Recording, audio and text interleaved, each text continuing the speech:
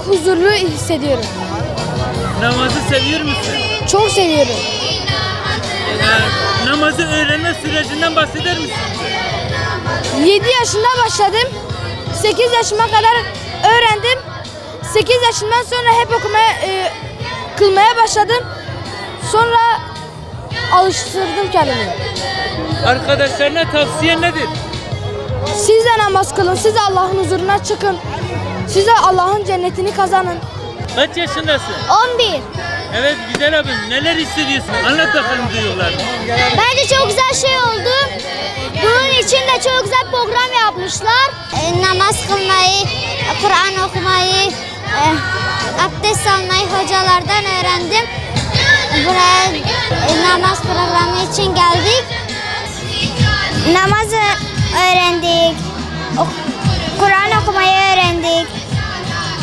Arapça yazmayı öğrendik.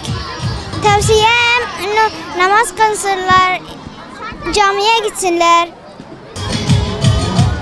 Kur'an okuma, namaz kılma ve peygamberlerimizin hayatını, abdest almayı, en güzel şeyleri öğrendim. Bundan sonra kardeşlerimle, annem, babamla beraber namaz kılacağım. Namazı öğrendim, Kur'an'ı öğrendim, abdesti öğrendim. Peygamber Efendimizin hayatını falan öğrendik. Herkes Kur'an öğrensin, namaz kılsın, abdest alıp namaz kılsın istiyorum. Kur'an öğrettiler, namaz, abdest, Peygamber Efendimizin hayatını öğrettiler. Kur'an-ı Kerim öğrendim, sureler ezberledim. Hocalarım çok güzel anlattı. Her şeyi çok güzel öğrettiler. Onların da namaz kılmasını istiyorum. Onlar da Kur'an öğrensinler, namaz kılsınlar. Bu çağrıda bulunmak istiyorum. Biz tecvid öğreniyoruz, namaz öğreniyoruz, abdest öğreniyoruz, süreler ezberliyoruz mesela. Arkadaşlarla bir çağrın var mı?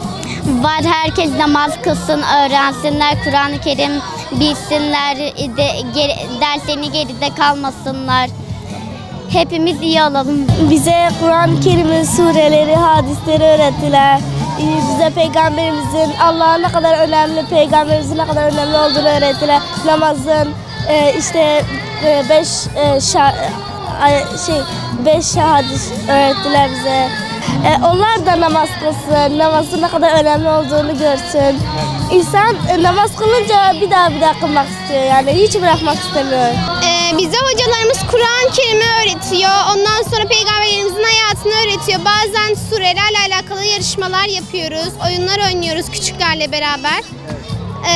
Kur'an-ı Kerim'i öğreniyoruz işte öyle. Sanki böyle içimde bir duyguyla dedim ki ben bundan sonra hep namazımı kılacağım. Hiç bırakmayacağım. Eskiden bayağı bir eksiltiyordum namazlarımı. Evet. Burada işte böyle hocalarımız platformlarda anlattıktan sonra ben de artık bir kendime söz verdim. Bundan sonra bütün namazlarımı kılacağım diye. İnşallah. Peki. Buradan onlara sesleniyorum, tüm arkadaşlarıma, yaşıtlarıma. Anneniz babanız nasıl namaz kılıyorsa siz de öyle kılın. Anne babalara da bir şey söylemek istiyorum. Lütfen çocuklarınızı namaza alıştırın ve yakında olan en güzel derneklere, medreselere çocuklarınızı göndermeyi unutmayın. Kur'an kursuna gittiniz, orada ne öğrendiniz, size ne öğrettiler? Kur'an-ı Kerim'i öğrettiler, tecvid kurallarını öğrendik, peygamberin hayatlarını, sureler öğrendik. Mesela peygamberimizin çok cömert olduğu, namazına karşı çok önem verdiği. Yani bence gitseler çok iyi olur çünkü çok güzel şeyler öğretiyorlar. Öğrenmemeleri bence çok kötü olur. Camiye gittin, camide ne öğrendin?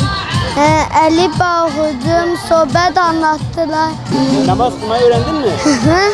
Nasıl namaz kılınıyor biliyor musun? Hangi sureleri ezberlemişsin? Süre ezberlemiş misin? Mesela Fatiha suresini biliyor musun? Okur musun? Fatiha bir de kul huvallahu ehad. Bize Fatiha'yı okur musun?